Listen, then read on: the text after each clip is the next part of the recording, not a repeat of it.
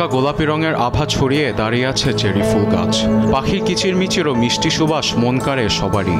সৌন্দর্য বর্ধন ও নতুন প্রাণের সূচনার অর্থ বহন করে বিচিত্র গড়নের এই ফুল। বলছি সাকুরা নামে পরিচিত জাপানের জাতীয় ফুল চেরির কথা। রাজধানী টোকিওর ওয়েনো পার্কে সারি সারি দাঁড়িয়ে আছে এই ফুল গাছ। সৌন্দর্য উপভোগ করতে স্থানীয়দের পাশাপাশি ছুটে আসেন বিদেশি পর্যটকও। এখানকার পরিবেশ উষ্ণ এবং চেরি ফুলের সৌন্দর্যে ভরপুর। আমরা তা ভীষণ উপভোগ করছি। বছরের শুরুতে প্রকৃতি তার রূপ বদলে সেজেছে স্নিগ্ধ গোলাপি সাজে।